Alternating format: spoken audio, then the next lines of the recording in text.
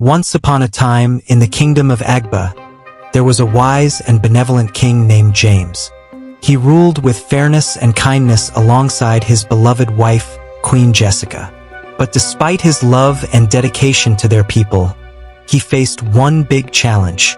He had only one child, a daughter named Princess Amanda, whom he cherished more than anything in the world, because it had taken his wife Queen Jessica 8 whole years to give birth to a child because of a strange sickness she had.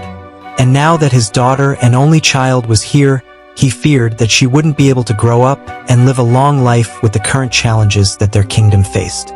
You see, in the past, the Kingdom of Agba was prosperous and peaceful, but in recent years, it suddenly began facing constant attacks from neighboring kingdoms and dark forces. This was around the time that his only daughter Amanda was born. Now initially, King James was able to repel these savage attacks with his royal forces, but the attacks were persistent, and with each attack, more and more of his soldiers fell and his military strength dwindled.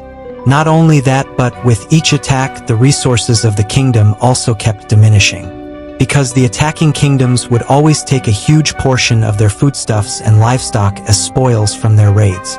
In fact, it was even by pure luck that King James escaped the clutches of his enemies' attacks each time they came, because he would always get revelations from the gods in his dreams of when the attackers were coming, and hide that night in a safe bunker with his wife and only daughter to protect them. And while he did this, the rest of his kingdom would get attacked, the women defiled, some taken as slaves, and innocent subjects slaughtered brutally. As a result of this, his people slowly grew to hate him, calling him a coward and a weak king. There were days he would pass the village square with his royal chariot, only to be greeted by angry villagers who threw stones at him in anger.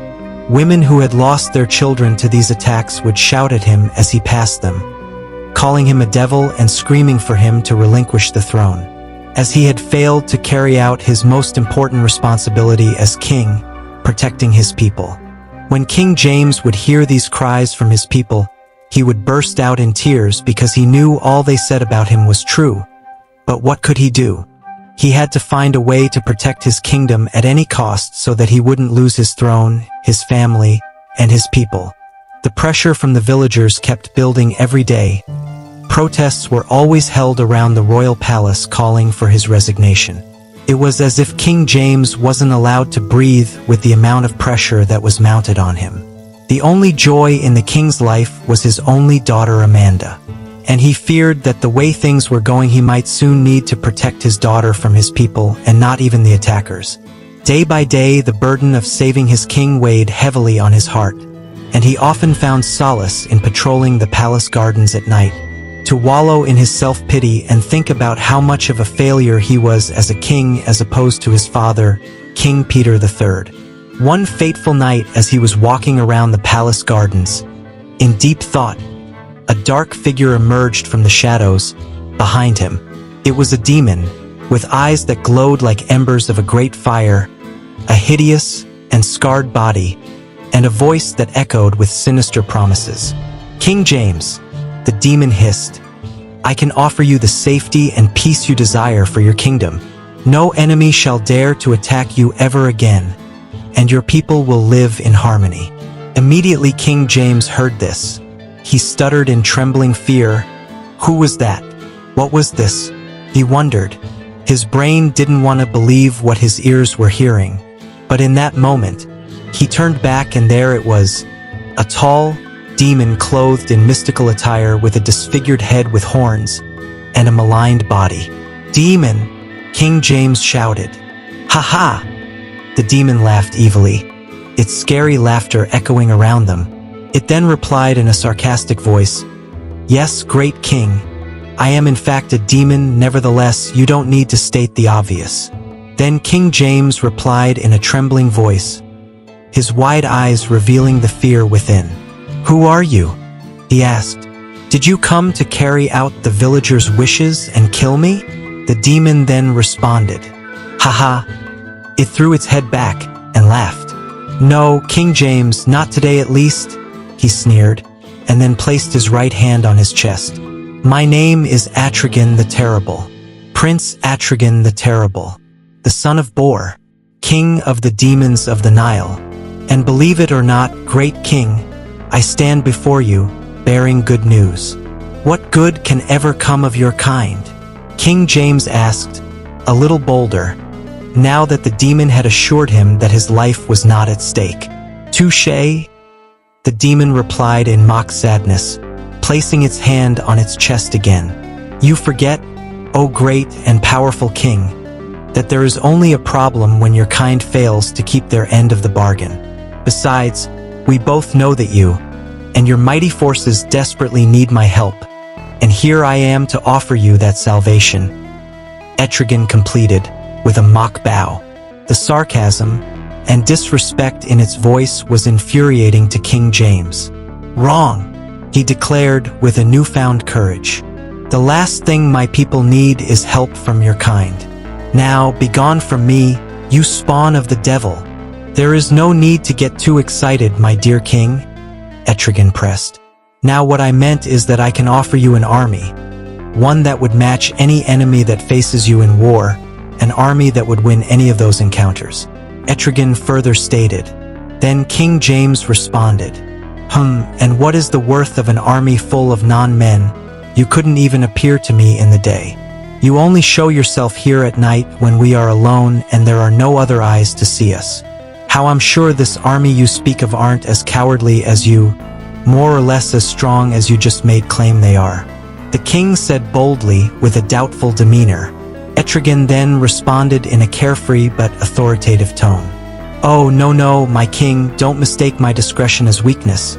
I came here in the night when no eyes see us because I thought you might prefer this our little conversation to be done in private. And for the strength of my demon army I just bolstered, well now, I guess seeing is believing. If you may, please take a look, my king, Etrigan said, placing an arm on King James' shoulder and turning him to face the courtyard. Then Etrigan slowly swiped his arm from left to right, and the landscape in front of them changed.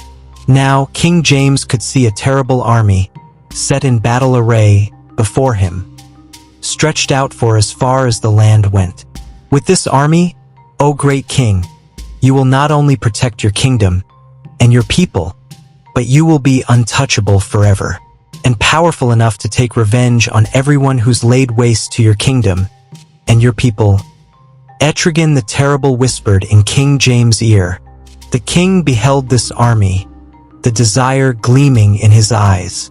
He knew that Etrigan was right. He knew that with this army he would be unstoppable. He could launch attacks on them all and dispatch them easily. But then he regained control of his lust by closing his eyes so he could not see them. And all these for what I return? He questioned Etrigan with his eyes shut. For something so little that I'm practically giving this away, Etrigan said and paused, letting it sink in. Which is? King James asked, his eyes still closed. The soul of the princess, Amanda, Etrigan declared. My only daughter? But why? She just turned 12. What has she got to do with this? King James asked, turning to face the demon. A single life for the countless you shall take with this army? Etrigan replied, walking to stand before the soldiers to draw the king's attention to them. A small price to pay for salvation, don't you think? He asked King James, smiling evilly. I knew it. You demons and your devious demands. I will never give you my daughter's soul. Now, get behind me, you demon. Etrigan nodded and began to retreat as he did so, speaking in a great voice. When you need me, step out into the great darkness and call out my name. There shall I appear. I doubt your kingdom can withstand any further battles. And with that, he was gone. King James clutched his hand on his chest, breathing deeply as he rushed back into the palace. Any problem, sire? One of the few palace servants left asked, upon seeing the fright displayed on King James' face. Did you not hear anything in the courtyard? Just now? He asked. Oh no, sure. Did something happen? The servant replied, concerned. Never mind, King James sighed. going up the stairs to the royal chambers. Perhaps it was just his imagination playing with him, he wondered, as he pushed open the doors to the royal chambers and walked in. Queen Jessica, his wife, was already asleep, and so was his daughter, Princess Amanda, whom they had moved back into their chamber, because her mom was scared to let her sleep alone in her chamber due to the current situation. With a deep sigh that showed his worries, the king undressed and went to bed. That night, while sleeping, he got a revelation from the gods in his dreams. His old friend, King Daniel of the neighboring Osh kingdom, was planning a surprise attack on him. King James woke up immediately, sitting up with his eyes wide in fear, and his sudden action woke his wife, Queen Jessica. "What's the problem, James? Did you have another dream?" she asked, sitting up next to him. "No, my love, it's nothing," he replied, forcing a smile so that she didn't get worried. "Are you sure?" she pressed gently, rubbing the sleep from her eyes. "Yes, my love. Now go back to bed," he replied, planting a gentle kiss on her right cheek. King James didn't sleep a wink again till morning, and even at breakfast, he couldn't bring himself to eat anything. He could no longer hide it from his wife, who pressed continuously, asking what the problem was. "I'm just worried about the current state of the kingdom," he finally replied. "If something is not done, the legacy of my father, and his father before him, may soon be brought to an end," he replied, telling her a white lie to calm her worries. "May the gods forbid that," she replied and leaned in, reducing her voice so that their daughter, who was sitting next to her, could not hear her words. "But besides that, you, as the king of this kingdom, have to do something quickly to help the situation, to show your people that they have a king, or else they may start to plot against you," she said wisely, and King James knew that she spoke the truth. Even though she knew nothing about the plans of the Osh kingdom, she was indirectly warning him of the need to do something about it. King James knew that he didn't just need to do something about it, but he seriously needed this win. Not only did he need this win to prevent an attack, but he knew that his kingdom may not ever recover if the attack on his kingdom wasn't thwarted, and he also needed to prove to Etrigan the Terrible that he did not need his help to win. Also, like his wife said, if he just stood by once again, the next battle he would face may be from his own people. But the betrayal of King Daniel still stung, nonetheless. As princes, they were almost inseparable, and although he knew that even as a prince, King Daniel said and did some things that were mischievous and even downright wicked at times, but he didn't expect this from him. At once he got up and kissed his wife, thanking her for her continuous love and support, then kissed his daughter, who giggled at his touch, and then left the dining hall in a hurry, confusing the queen. "Where is Daddy leaving for in such a hurry, Mummy?" Princess Amanda asked sweetly. "To sort some things. Don't worry about it," her mother replied, caressing her face. Oh, how she loved this girl, she thought to herself as she smiled at her. Nothing could ever separate them, she swore silently. Meanwhile, King James immediately went and summoned the royal advisors, as well as the leaders of his military, to the war room to strategize on how they would combat the incoming attack. The men were all surprised to see the king, and in full military regalia again, and planning battle tactics with them, and this gave them the hope and the morale that things would be different. "Welcome once again to the war room, Your Highness." The commander-in-chief of the troops greeted King James with a firm salute. He too was in full military regalia, and his helmet he held under his other arm. "It is a pleasure to be here," King James replied, then turned to address his soldiers. "As you have all heard, I summoned you, because the gods have revealed to me that the people of Osh Kingdom are planning to attack us. Now, I have a war plan to win us this battle, but we're going to need as many men as we can recruit for it to work." "We shall recruit more men then," the commander assured. "What plan do you have in mind?" "Look here," the king said, pointing at the map. Then he detailed the plans to them. The men were happy and confident because it was a good plan, and also because the king was actively participating in the battle preparations this time. And the word spread across the kingdom, spreading hope, joy, and belief amongst the populace. Once again, they had a king who would fight for and protect them. This time, when the royal entourage rode past on its way back to the royal palace, they were met with cheers and not jeers, and King James was glad that he decided to take action. However, one person was not happy with King James, and that was his wife, Queen Jessica, because of something that happened earlier that day. It was a long while after King James had left. She and her daughter were taking a walk around the royal grounds, and she noticed a smile on everyone's faces.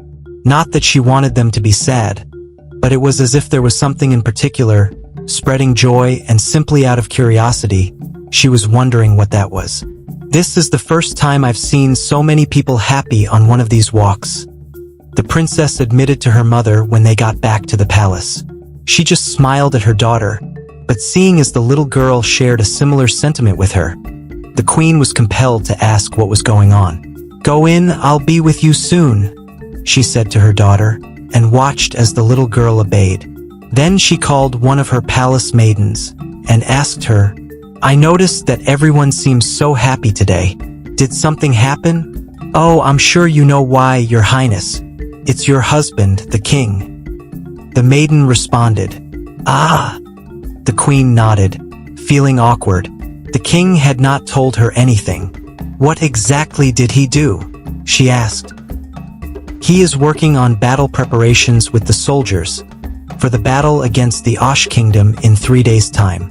"Ah," the queen replied again, nodding. So her husband had in fact gotten a revelation last night, she thought to herself. "Anything else, my queen?" the maiden asked gently, feeling a little awkward too that she was the one revealing these things to the queen. Just to be sure, she asked the maiden another question. "How did we find out that the Osh kingdom wants to attack us?" she asked. The maiden hesitated, unsure if she should speak. "I'm waiting," the queen reminded her gently. Well, the king said he had one of his visions," she said quietly. "Ah." The queen nodded. Okay, she repeated, breathing deeply. "You may leave." "Good day, my queen," the maiden replied and scurried away, while the queen stormed back into the palace and went straight to the royal chambers angrily. She knew what to do. When King James returned to the palace, his daughter ran out to meet him. "Father," she yelled as she embraced him. "Mom, and I found everyone so happy on our visit. I think they've forgiven us."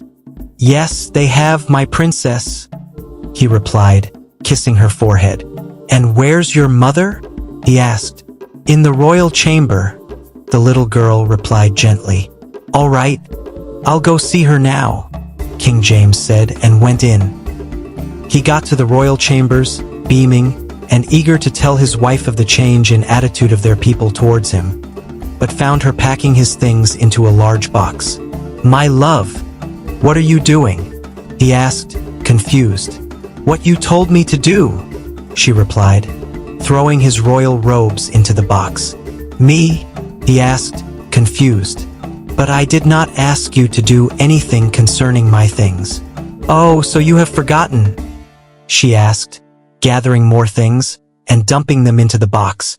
King James had to move to her and take her into his arms before she would empty the room of his things entirely.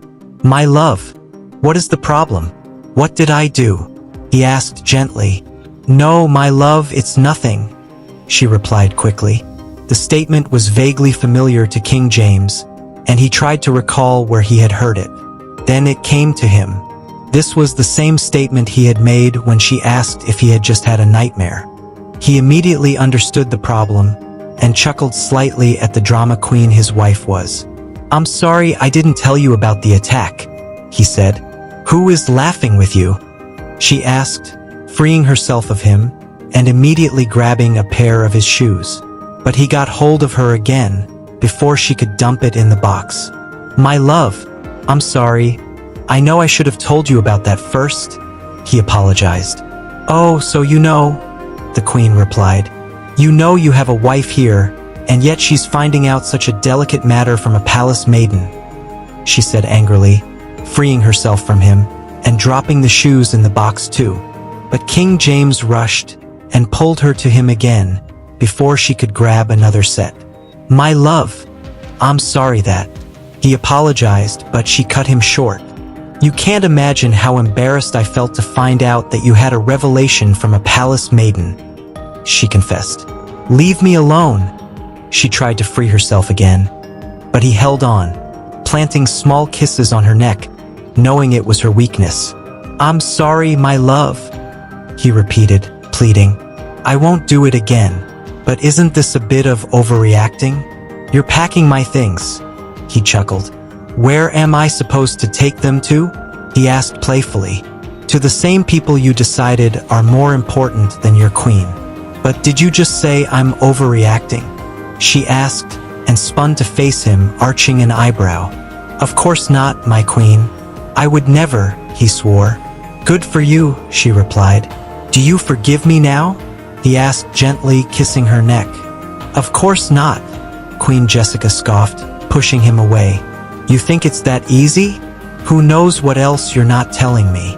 King James opened his mouth to assure her that there wasn't, but then he remembered the demon, Etrigan the Terrible. The queen immediately took note of his hesitation to reply. "Out with it, James, or you'll be sleeping in that war room tonight," she said, pointing at him. He breathed deeply and sat on their bed. "Last night I was visited by a demon," he confessed. The queen gasped. "James, you were visited by a demon? And you're just telling me now? Who am I to you? You're seeing another woman, aren't you? Because why don't you tell me things anymore?" she asked, crying. "You don't love me anymore, James, you don't," she accused, pointing at him. "Ah, don't speak like that, my queen," King James replied, moving to her quickly. "But it's true," she replied, pushing him away. "Who is she? Tell me now," she insisted. "But there's no one, my love. If I didn't tell you, it's because I didn't want you to start worrying about these things. I love you with all my heart, and the only other is our daughter," he said, trying to convince her. "Well, it doesn't seem like it," the queen replied, moving away. "I'm truly sorry for doing this, my love, and I promise to never do anything to make you doubt my love for you again," King James assured, kissing her neck from behind. Queen Jessica blushed uncontrollably, but didn't want to let the king off so easily. "Stop trying to bribe me with these kisses," she said, moving away. But the king pulled her back to him and kissed her again. Then she finally let him see her smile again, as he hugged her from behind. "I come before everyone, and everything in your life, even your shadow. You know that, don't you?" she asked, leaning against him and turning her neck to look in his eyes. "Of course," King James assured her and leaned down for a light kiss. "Now, what did the Etrigan demon want?" she asked, rolling her eyes. King James asked, pretending not to hear her. He wasn't sure that bringing up his discussion with Etrigan was a good idea at the moment. After all, he'd spent so much time trying to calm her simply because he didn't tell her about his dream. Imagine telling her that a demon wanted her only daughter, whom they had even suffered 8 long years to get. "My love, I asked you a question," the queen pressed eagerly. "It doesn't matter," he replied, trying to dissuade her. "Are you going to tell me or not, James?" she asked, her tone changing. The king exhaled resignedly and gave in to the queen's question. "He offered me a great army, as far as my eyes could see, and more powerful than I have ever seen." "Oh my, that's exactly what we need right now," she trailed off. "But what did he want in return? Half the kingdom? Some virgin maidens? What?" she joked. "The soul of our only daughter, Amanda," King James admitted. "What?" The queen spun to face him. "This is why I didn't want to tell you this one," King James confessed. "My only daughter is not the one you're going to use and do rituals, James," the queen declared, palming her chest. "Don't forget that she's my daughter too," King James replied. "With the way you've been behaving recently, I don't know what to expect. So I'm just reminding you that it took me 8 good years to get my daughter before you start having useless thoughts. For your information, I sent him packing after he made that request. I'll die if I lose you or my daughter," he swore. The queen started blushing uncontrollably again, and she let him take her in his arms and kiss her. "No more secrets?" she asked. "No more," he assured her, and then she left him. "Time for dinner," she said lazily as she walked to the doors. "Won't you help me put these things in order?" he asked. "That's your punishment for keeping secrets between us. Make sure my chamber is in order by the time I return." "Oh, so it's your chamber now?" he asked, chuckling. "If you behave, I'll let you stay the night," she replied, and blew him a kiss before leaving. King James just shook his head and got to work, putting everything back in its place, after which he went to have dinner with his family and then went to bed. The next day, they were to practice the tactic they intended to employ against the Osh kingdom, and King James could not wait for it. When tomorrow came, the practice was harder than anyone expected, because it had been a while since the men had any military training. King James, for one, did not find the training funny. Everything was so difficult, and that day they sparred in sword fights. The king lost all his fights, even with the queen and princess cheering him on. But in spite of these, the people were glad that at least the king was involved this time. And on their way back in the royal entourage, the people cheered the royal family on, and all of King James' misdeeds seemed to be distant memories. When they got back home and into the royal chamber, mother and daughter teamed up against the king to make fun of all his losses during the training, while the king watched with a lowered head. The next day was better for both the king and his men. Perhaps it was the desire to be better. On his part, the king won 3 of his sparring battles, and the formation was working perfectly. They even set up some defensive systems. For the first time in a long time, the Agba kingdom was ready for war. D-Day finally arrived. Queen Jessica helped her husband dress up for the war while the princess sat on their bed watching. As the queen put his armor together, they talked a bit, and she assured him that he would win. "Do it for me and our daughter," she said. "I will," the king promised and kissed her, then kissed the princess on her forehead and left to join the rest of his men. "Mummy, why do we have to go to war?" the princess asked. "Won't people die?" "We only go to war to protect our peace," her mother replied calmly. "Now, come with me. Let's go and watch the war procession." The entire kingdom came out to watch the king and his men leave for the war on their horses, and they cheered them on, wishing them victory. King James met with the commander on horseback at the outskirts of the kingdom. "Are your men ready?" he asked. "We are waiting on your word, sire," he replied. The king nodded. "Give the word," he said. Then the commander saluted him and rode ahead. "Places, everyone. Remember your practice. Today we fight with everything, and we shall win. Hiya!" He kicked his horse and galloped away with his men following. As King James foretold, King Daniel of the Osh kingdom came riding to the gates of the Agba kingdom, with his army in tow, while King James and his men watched from within the walls of the kingdom. As they neared, some of his men's horses stepped on landmines and got blown up, and the soldiers of Agba kingdom rejoiced in low tones with their king, sending the rest into red alert. No one said anything about mines.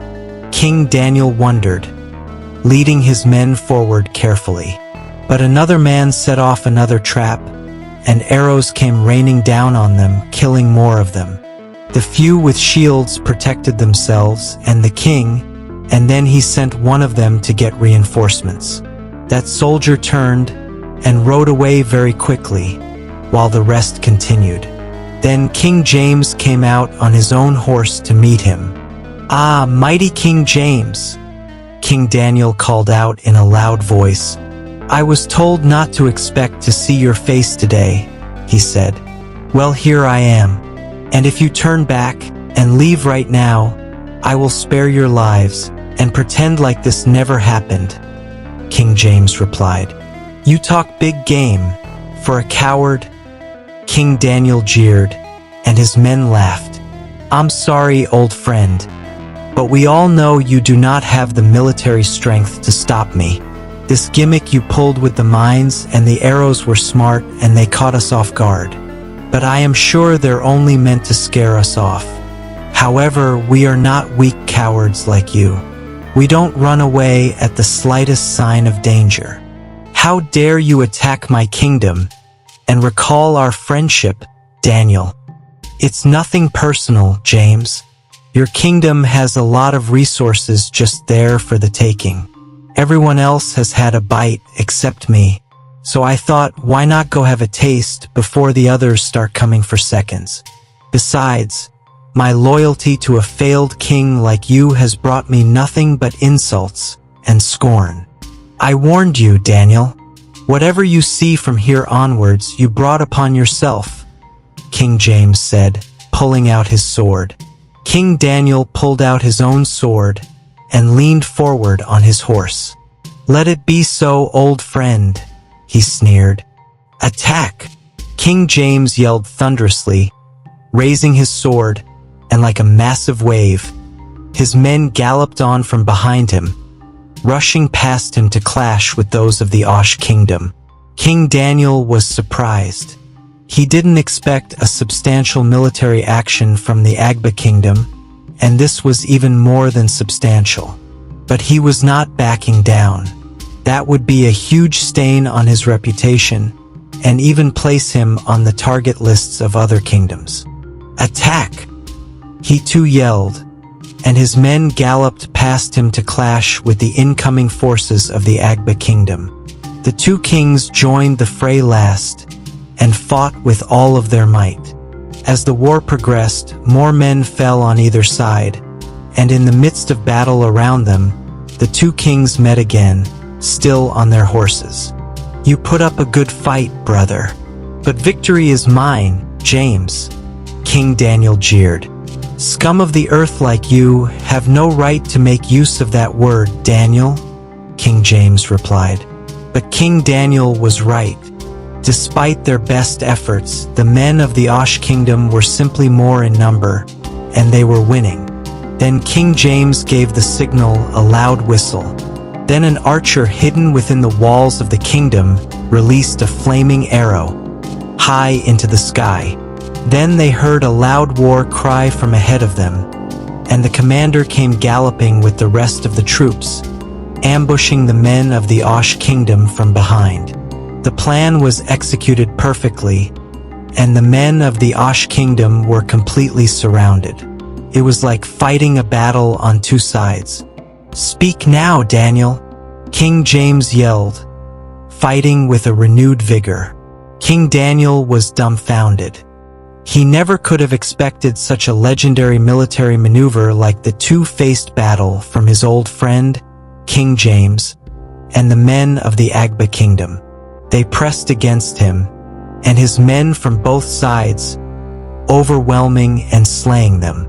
The look of fear in King Daniel's eyes contrasted with the look of victory in King James' own eyes, and King Daniel deeply regretted underestimating the military strength of the Agba kingdom, because he knew that they were fighting him with everything while he was not even at half strength of his military might. Still, he knew that no one would listen to that part of the story when the news of his losses spread. Just when it seemed that all hope was lost, and the Agba kingdom was about to take the win. A loud battle cry sounded further away than the previous one. The soldier he had sent to get reinforcements was returning on his horse at full speed, a large number of men coming behind him. "Oh no," King James muttered, looking up at the incoming forces. King Daniel threw his head back and began to laugh maniacally. "Seems like I shall have the final say after all," he sneered. King James did not even attempt to come up with a reply. He was too busy facing the soldiers that now surrounded him and his men. They fought and fought, but the men of the Osh kingdom were just more than them. So in spite of their best efforts, they were on the losing side. And soon enough, they were completely overpowered.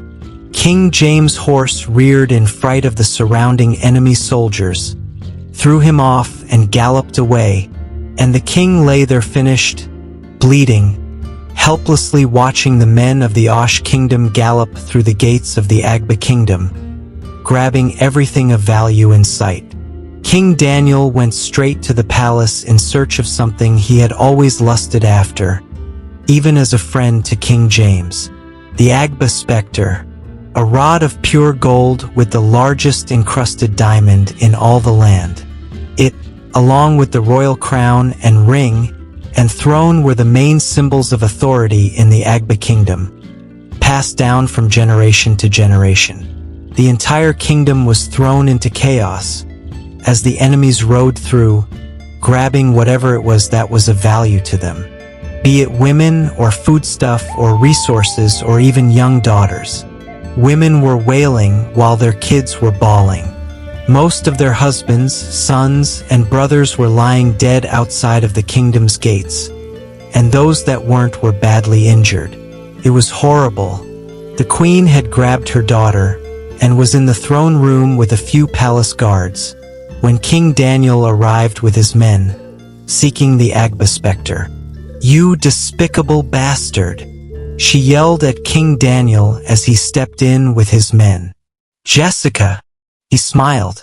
"My queen!" He greeted her with a mock bow, approaching. "You look beautiful as always.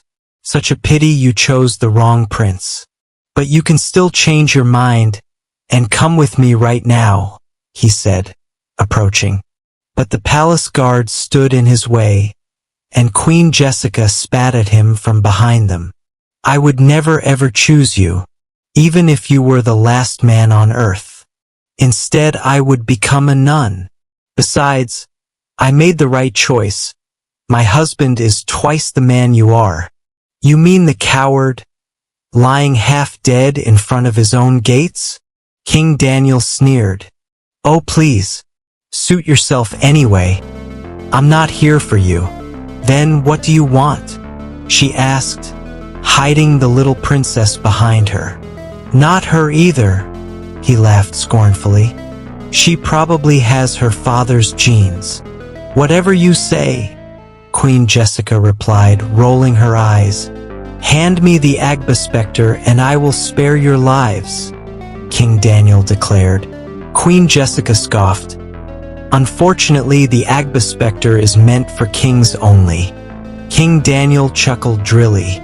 "A tongue as sharp as yours would make a weapon fit, only for kings as well.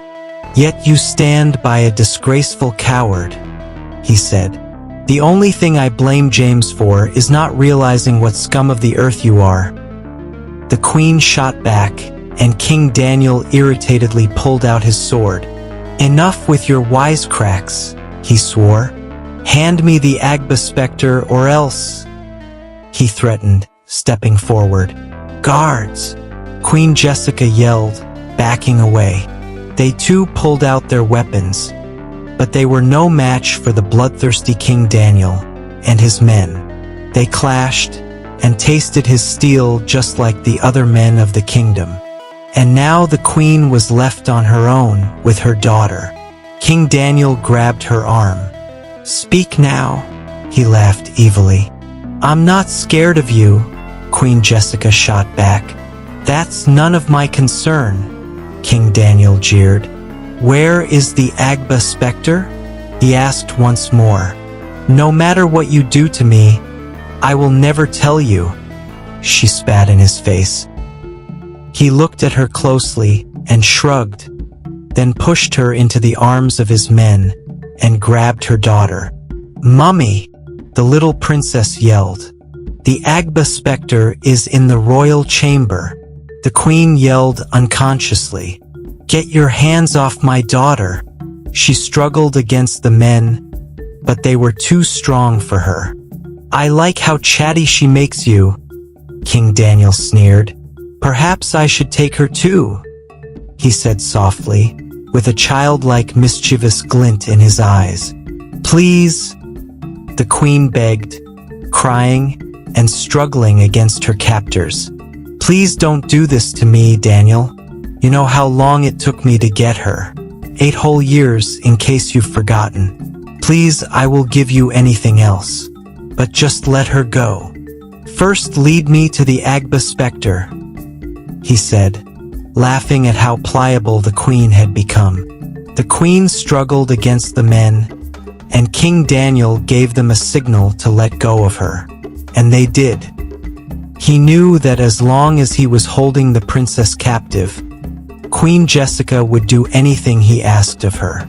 "Follow me," the queen said, and led him upstairs to the royal chamber. King Daniel's eyes scanned the room as he followed Queen Jessica. She walked straight to a large cabinet and opened it, then retrieved the Agba specter. "Here," she said, offering it to him. King Daniel immediately pushed her daughter to her and took the Agba specter from her.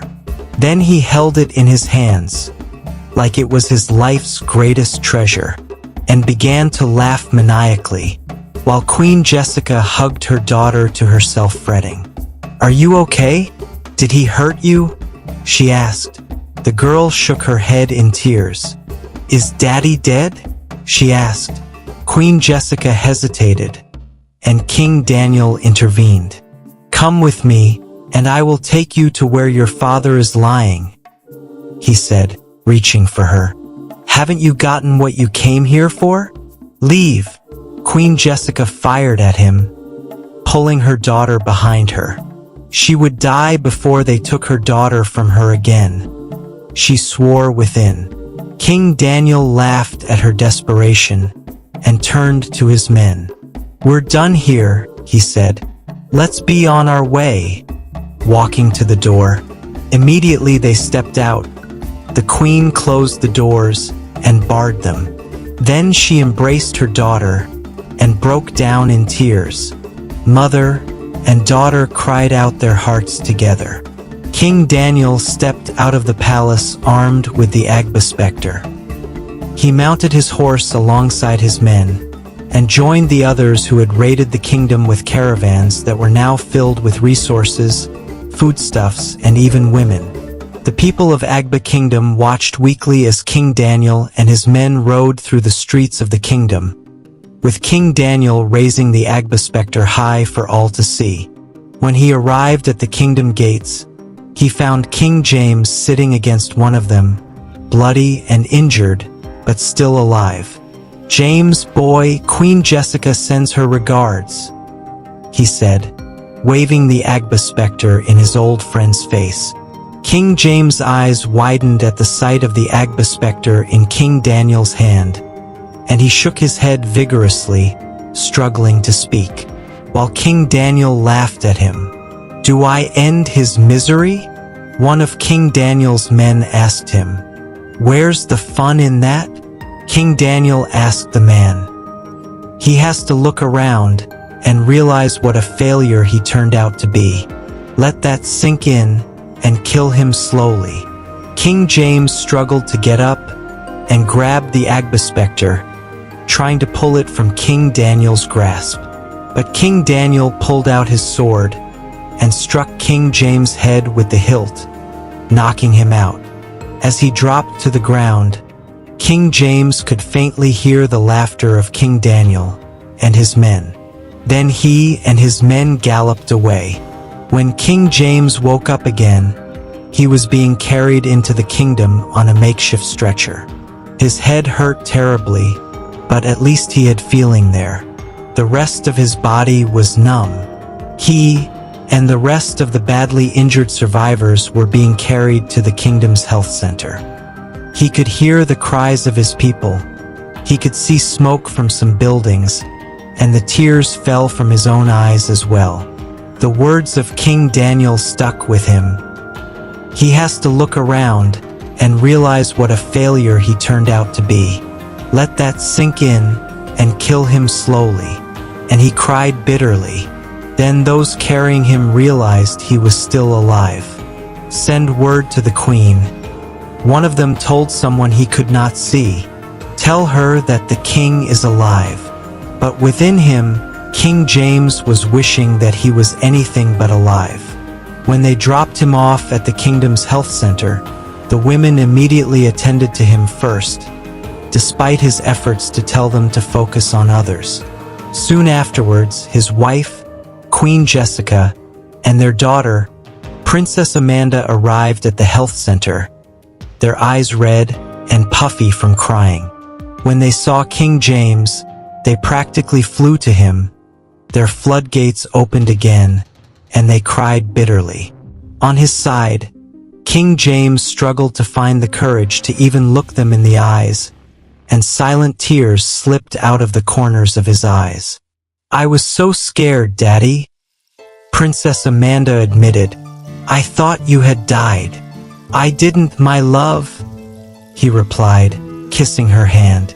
He turned to look at her mother. Why did you give the Agba specter to Daniel? He asked angrily. Calm down, my love. You're not in a good position to stress over such things. But if you must know, he was going to kill your daughter. I didn't even know when I told him where it was. King James was livid with rage. Since its inception, the Agba specter had never crossed the four walls of the kingdom. Until now. I'm going to kill you, Daniel, he swore, shutting his eyes tightly to try and stop the tears. I'm here, my love, Queen Jessica replied, kissing him. Let it all out. Then his body rocked with the sobs as he submitted to his sorrows. Took a while, but the health center eventually discharged the king and the remaining men who had survived the war. Unfortunately, the commander was not one of them. While the king had spent a lot of time thinking, the queen had been the one in charge of the kingdom's affairs until then, and she wasn't finding it funny. Once again, the people were clamoring for King James to relinquish the throne. They all claimed that his time on it had only brought bad luck and misfortune upon them. After his discharge, while on his way to the palace, accompanied by the queen and the princess, as well as a handful of maidens and guards, the people were back to their jeers, throwing insults in King James' face. At one point, the young princess could not take it anymore, so she fired back at the accusers. Did you not see him fight alongside his men? Is he not just being discharged from the health center? Why are you all being so insensitive? The princess asked in a loud voice, startling the people. It's fine, my daughter, that's enough, the queen advised her, pulling her close. Soon enough, they got to the palace, and then the queen left her considerations at the door. How can people be so wicked and so quick to forget the good done to them? She asked, collapsing on the bed. King James silently walked to the cabinet and touched it, looking at the empty holder for the Agba specter. Then he sighed and began to undress. But he soon winced in pain, and his wife came to give him a hand. You've been too quiet, she noted. What's on your mind? She asked, concerned. He sighed. Perhaps they're right? I mean, look at this kingdom. Ever since my father passed down the throne to me, it's been one misfortune after the other. Don't even say that as a joke, his wife warned. But isn't it true? King James asked. What they're saying will only be true if you do not figure a way out of this situation," she corrected and left the chamber. King James exhaled deeply. She was right. She was always right. He needed to fix things, and quickly. When night had fallen, and the palace was asleep, King James had another one of his dreams.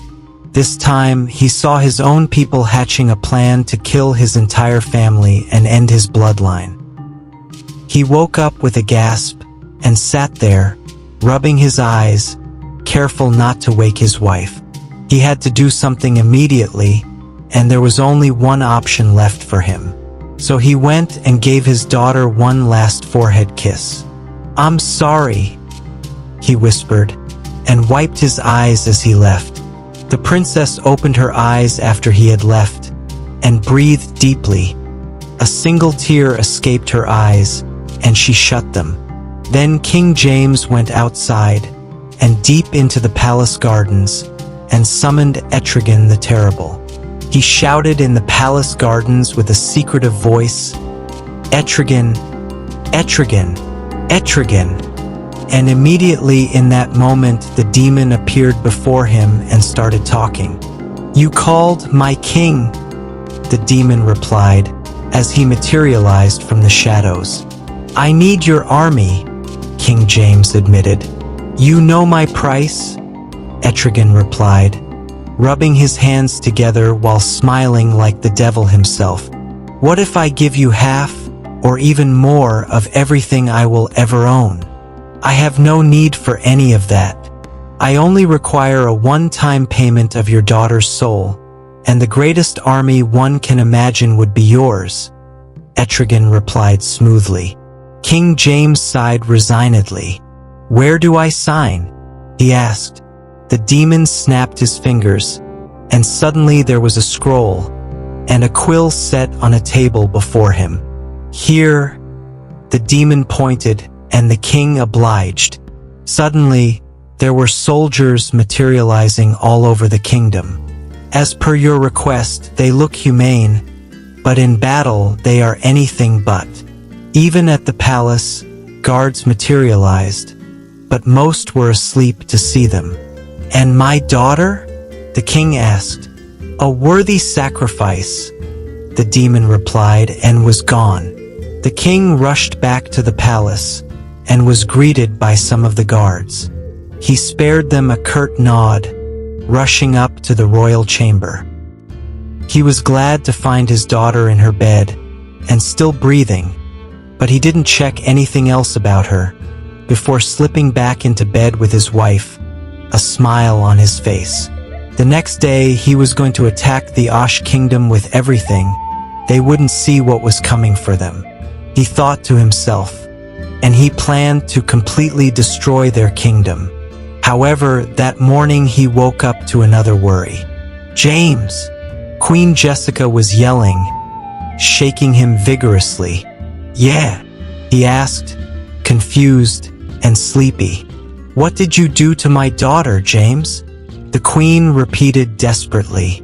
"I don't understand," King James replied, and the queen landed a hot slap across his left cheek. "Don't even dare try to play dumb with me. All over the kingdom, soldiers have suddenly appeared and are helping rebuild the kingdom on your orders.